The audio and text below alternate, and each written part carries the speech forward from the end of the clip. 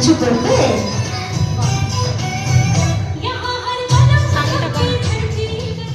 আমার নাম ইলমি কাশফি আখতারি। আমি ক্লাস 2 পড়ি। আজ আমি ভারত মাতা সেজে আপনাদের কাছে দাঁড়িয়েছি। ভারত মাতা অর্থাৎ আমাদের সবার মা, যে মাটি আমাদের হাঁটতে শিখিয়েছে, যে নীল আকাশ আমাদের স্বপ্ন দেখতে শিখিয়েছে, যে মাটি আমাদের মাতৃভূমি।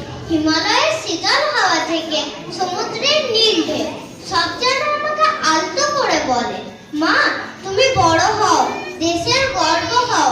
এই মাতৃভূমি যখন ইংরেজদের হাতে বন্দী ছিল, তখন অনেক বীর সন্তানেরা নিজের জীবন বলিদান দিয়ে আমাকে মুক্ত করেছিল।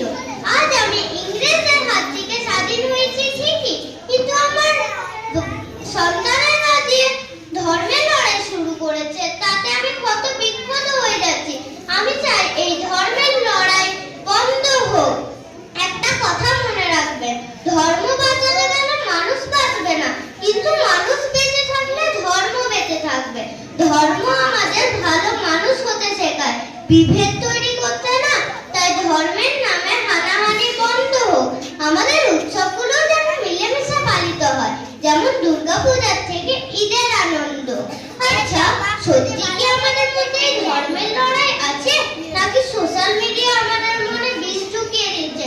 চলুন না কিছুদিন আমরা সোশ্যাল মিডিয়া বন্ধ করে দেখি, তখন হয়তো আমরা বুঝতে পারবো যে এই ধর্মের লড়াই আমাদের মধ্যে নেই।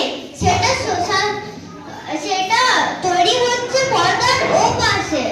আসুন আমরা আমাদের ভবিষ্যৎ প্রজন্মকে এক সুন্দর শান্তিপূর্ণ দেশ উপহার দিই, যেখানে সবাই হাসবে, সবাই একই সুরে গাইবে।